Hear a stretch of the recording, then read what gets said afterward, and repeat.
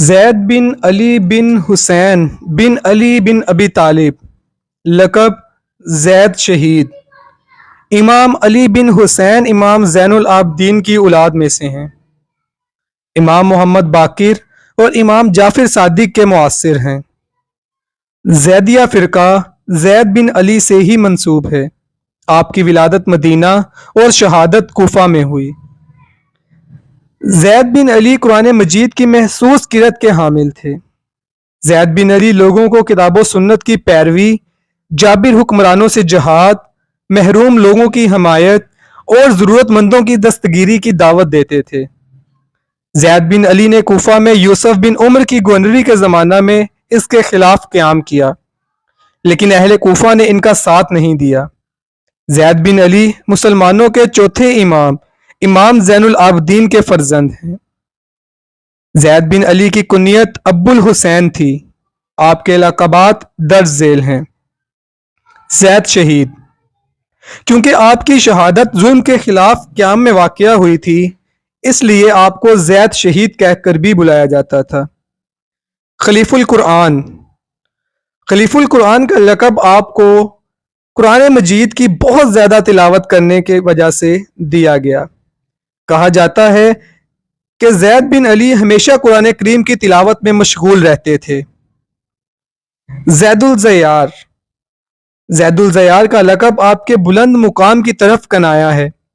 آپ کی عظیم اور بے نظیر شخصیت کی وجہ سے ایسا لقب آپ کو دیا گیا تاکہ وہ اپنے ہم نام افراد یعنی زید بن حارثہ، زید بن ارقم اور زید بن حسن بن علی سے جدا پہچان میں آ سکیں۔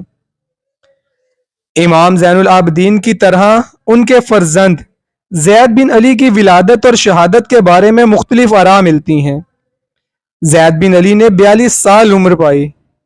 آپ کی تاریخ ولادت سے متعلق 75 ہجری، 78 ہجری، 79 ہجری اور 80 ہجری کی تواریخ ملتی ہیں، جبکہ آپ کی وفات سے متعلق جو تواریخ لکھی جاتی ہیں ان میں 120 ہجری، 121 ہجری اور 122 ہجری درج ہیں۔ امام جعفر صادق نے حضرت زید بن علی کے علمی مرتبے کے بارے میں فرمایا ہے کہ اللہ کی قسم، حضرت زید بن علی ہم سب میں سب سے زیادہ قرآن پڑھنے والے، اللہ کے دین کی سب سے زیادہ سمجھ رکھنے والے اور سب سے زیادہ صلح رحمی کرنے والے تھے۔ اللہ کی قسم، دنیا و آخرت میں اب ہم میں ان کے مثل کوئی بھی موجود نہیں۔ اللہ میرے چچا پر رحم فرمائے، وہ سردار تھے۔ زید بن علی اپنے والد امام زین العابدین، اپنے بھائی امام محمد باقر اور اپنے بھتیجے امام جعفر صادق سے روایات نقل کی ہیں، اور جن بزرگوں سے زید بن علی نے روایات اخذ کی ہیں ان میں ابان بن عثمان بن عفان اور عبداللہ ابی رافع قابل ذکر ہیں۔ بعض حضرات نے زیدیہ فرقہ کے مذہب اعتدال کی طرف میلان اور رجحان کو واصل بن عطا کے پاس زید بن علی کی شاگردی کی وجہ سے بتایا ہے۔ زید بن علی اور امام باقر کے درمیان اختلاف کا سبب زید بن علی کی واصل بن عطا کی شاگردی اور امام کے لیے قیام کی شرط کا لازمی ہونا ہے۔ اسی طرح زید بن علی نے اہل بصرہ اور فقہائے کوفہ جیسے عبد الرحمن بن ابی لیلہ، ابو حنیفہ اور سفیان توری کے ساتھ مذاکرات بھی کیے تھے۔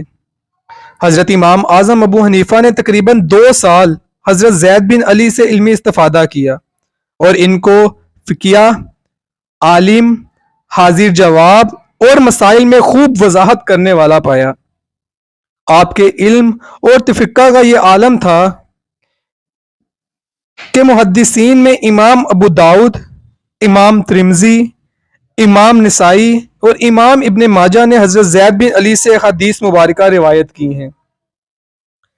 حکومت اسلامیہ کے قیام اور بقا کی جو کوششیں صحابہ کرام اور خصوصاً آپ کے دادا جان حضرت امام حسین نے واقعہ کربلا میں 61 ہجری میں کی تھیں، اس کے تسلسل میں زید بن علی نے اپنے وقت میں انتھک کوششیں کی۔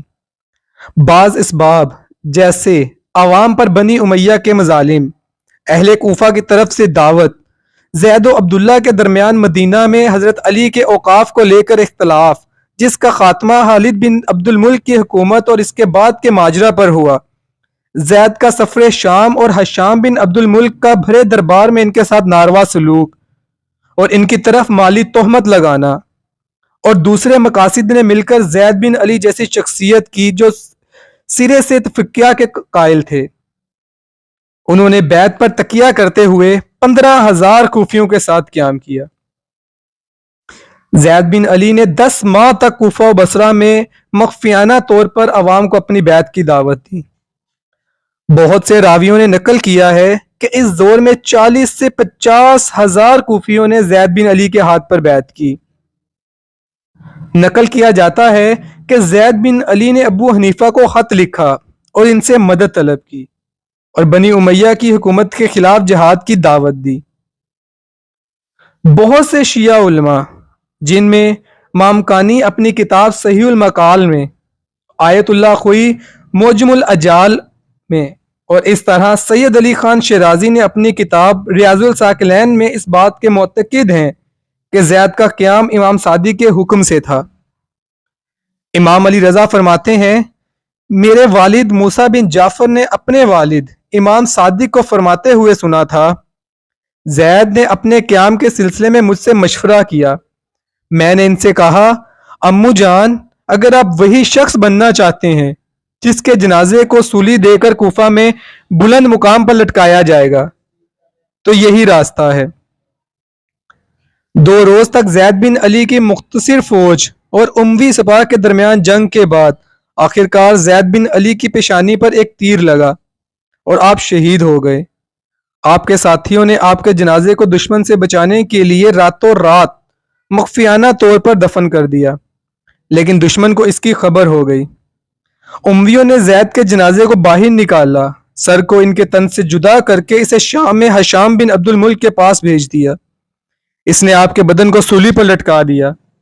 نقل ہوا ہے کہ زید بن علی کا جسد حاکی ہشام بن عبد الملک کی موت تک تقریباً 4 سال 2 ماہ اور 28 دن لٹکا رہا، اور اس کے بعد اسے ولید بن یزید کے حکم سے نیچے اتارا گیا اور جلا دیا گیا، اور پھر ان کی خاک کو ہوا کے حوالے کر دیا گیا۔